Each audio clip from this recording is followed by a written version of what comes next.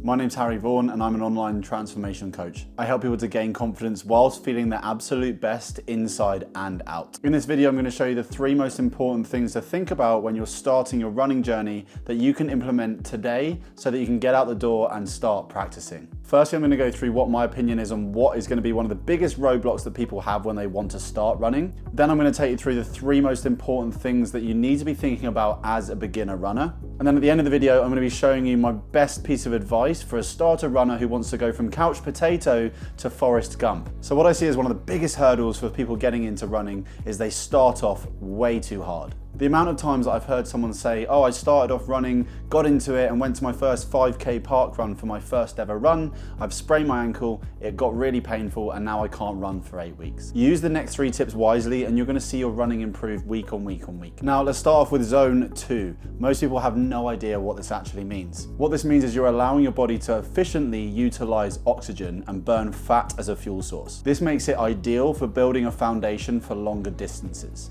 And then on top of this, what you're going to see that's going to happen time and time again is you're going to see your risk of overtraining just decrease from the lower amount of impact this is going to have on the body. So you're probably thinking straight away, I'm a beginner runner, I don't have a heart rate monitor, I don't know how I'm going to record any of this data. So if you're brand new to running, then I wouldn't be buying one just yet. Instead, I want you to focus on a conversational pace when you're running.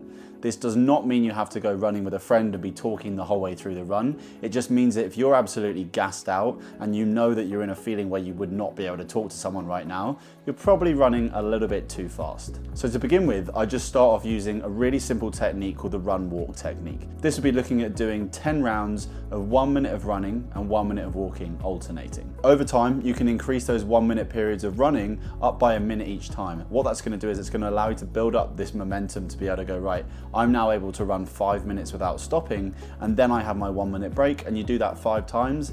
Over the time of a few months, we're going to start to see you getting to a point where you're able to run for 20-30 minutes non-stop. Now what it's going to do is allow your heart rate to increase up in that first minute and then drop back down to a nice lower level for the resting minute. Our second tip is going to be working on single leg strength work. If you think about it, for the whole duration of a run, you're on 1 leg. So it actually makes sense to be training on 1 leg more than you are 2, right? From a balance, biomechanics and injury prevention standpoint, this makes total sense. So I know you're thinking, what exercises are actually going to be best for this? Keep it really simple. Pick 1 lunge exercise. This could be a reverse lunge, for example. And then a single leg RDL would be an awesome option as well. This is going to see you working the hamstrings, the quads, the glutes, the hip joint itself. And then we also want to be focusing on that lower leg as well, which is going to see us do some calf raises so that we can build up that strength there. Don't forget about the calves, guys. And finally, we have nutrition. Don't fall at the first hurdle. There's lots of controversial information out there on this, but take my advice because you're here watching this video. I would advise you to make sure you're eating something before your run. Now, this does not need to be a full meal, especially if you're out running at 6 a.m. You're not going to want to pack away a roast dinner beforehand.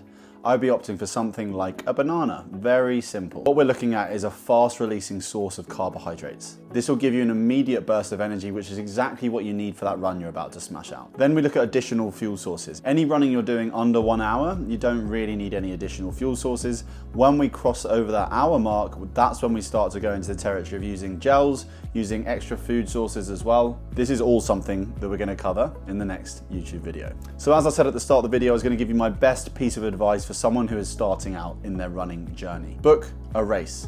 Book something that costs money, a challenge, something that could cost £10, £20, £100, whatever that thing is, it's going to financially anchor you to wanting to complete it. If I was you, I'd go on Google, have a look at races in your area that are in maybe the next 4 to 6 months time. So then what we can do is we can reverse engineer from that date. So let's say it is 16 weeks away, 4 months. You've now got a 16-week running plan that you can use to build up to whatever distances that you're trying to achieve. Circling back around in this video, I want to make sure that you're aware that there's 3 main things that are going to make a big difference in your running as you're starting out in that journey. Looking at training in zone 2 by keeping to a conversational pace, focusing on making sure that you're doing single leg work in your strength sessions, and then finally look at your nutrition around your training to maximize what you're doing. Thanks so much for watching this video, guys. It's been really fun going through these tips with you.